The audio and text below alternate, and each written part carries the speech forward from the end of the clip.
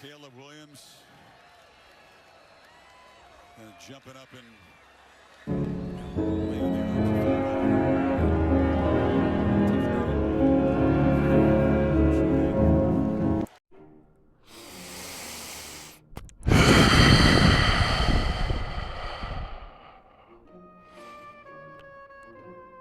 I think it's time that we have a uncomfortable conversation as Chicago fans. To be a Bears fan, it's like being in a DV relationship. Every single year, your partner tells you they're gonna do better, they're gonna put things together better, they're gonna stop punching you in the fucking chest. I will not be bullied by that.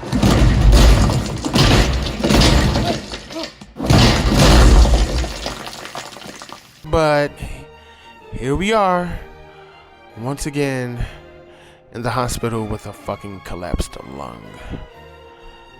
Being a Bears fan is a constant roller coaster of emotions that I wish would fucking stop for a moment.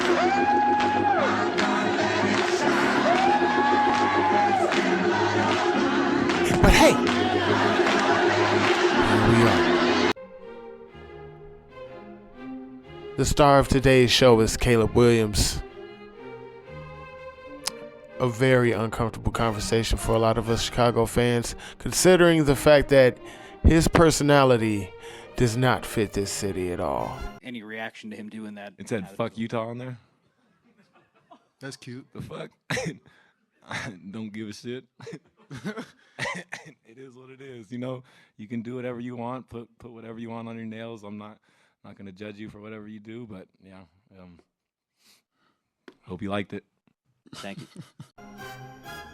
When people think of Chicago, it's more of a grit and grind mentality.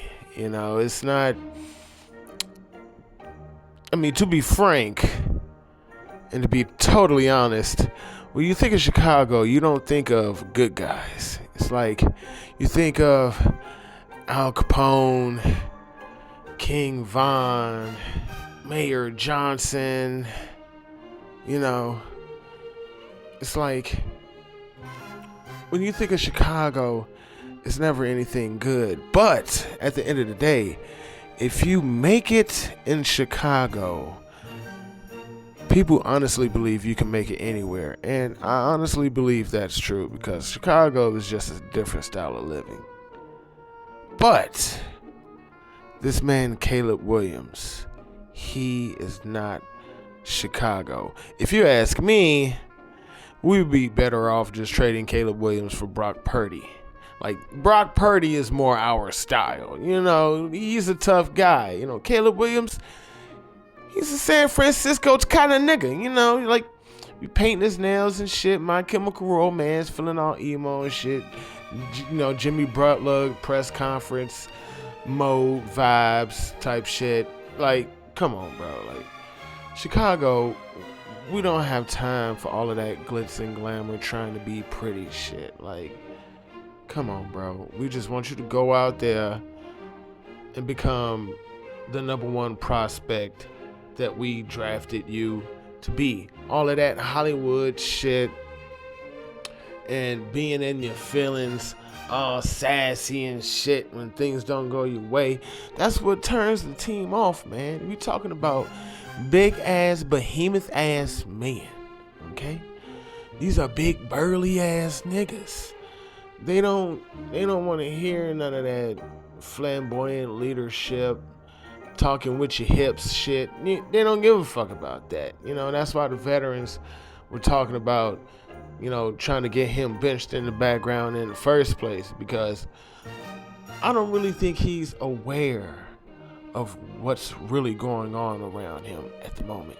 Like, losing is one thing, you know, but what's happening to the Bears right now is crazy, considering the fact that they were slated to be at least one of the top three in the AFC North and at least a playoff contender in 2024, but it's just not the case. So, we're going to take a closer look at the situation just real quick. Just something real simple.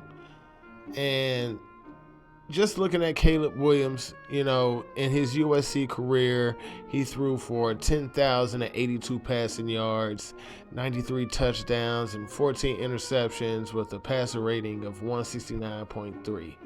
With his last year in USC going 5-4 in the Big Ten, I mean, the Big Ten is still like a high-powered competing football conference. I don't know why people keep writing that shit off like, oh, you played in the Big Ten, you played for USC, they're not what they used to be. Bro, they're still a big powerhouse school. This is just not their era. It's not their time. It is what it is. It happens like that all the time, But so far since he's been with the Bears, he's been sacked 40 fucking times. I need y'all to think about that. He's been sacked 40 fucking times. And at the time of this recording, it is currently Tuesday, November 19th. So, the Bears are 4-6. So that's an average of 4 sacks every fucking game, 1 sack per quarter. So I want you to think about it like this. Think about it like you got a job, right? And every day you go to that job, for a fact you're going to get your shit rocked at least once that day. Like, we're just going to break down the football numbers in, like, just the basic working shift. I know a lot of people will be like, oh, well, football players don't play football games every day. Shut the fuck up. I'm just need you to understand. Just look at it from the standpoint of, a football game is your daily work shift, okay? If you work 8 hours, all right, that means you're going to get your shit rocked once every 2 hours. Do you really think that you want to go and clock the fuck in for work? No. Nobody would. It makes absolutely no sense. And plus, the offensive coordinator that we had, and Shane Waldron, was a complete asshat. He had no idea what he was doing. He shouldn't have been out there coaching for the Bears in the position that the Bears were in at this point. So, as a first year and instant starter, former offensive coordinator was Shane Waldron, First year and instant starter for Caleb Williams.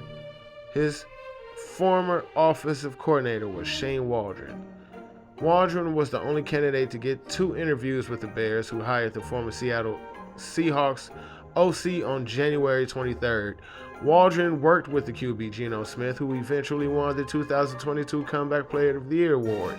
With 19 years of coaching experience, including 9 years at the NFL level, he started his professional career as an offensive quality control coach and tight ends coach for the Patriots in the 2008 and 2009 seasons. Most recently, Waldron worked as a Seahawks offensive coordinator from 21 to 23, and before that, Waldron spent 4 years with the Rams. And with the Rams, he started in Los Angeles as a tight ends coach, then moved up the ranks to passing game coordinator and quarterbacks coach. So it's not like he had like a lot of big time experience to get under his belt, but at the same time, the guy that they replaced him with is Thomas fucking Brown. Y'all gotta excuse me. My mouth getting wet from doing all of this talking. No diddy. But yeah, the new guy is Thomas Brown, all right? So in 2020, Brown got his first opportunity at the NFL level, being hired to Sean McVay's Los Angeles Rams staff as running backs coach, and would see a promotion year each year that followed. He will win a Super Bowl ring in 2021 as the assistant head coach and running backs coach, then was moved to tight ends coach and assistant head coach in 2022. either way it goes, this is the guy that put the Bears in position to get Caleb Williams in the first place from the Carolina Panthers. I'm just saying. Chicago Bears is in a tight ass place. I'm talking, you can't get no tighter than being, back to the wall, 6x6 sail with the booty warrior, bro. Like, shit's getting tense here. Like, we need to get up out this situation and get our shit together because I'm tired of being a Bears fan and getting fucked every year. No Diddy. Until next time.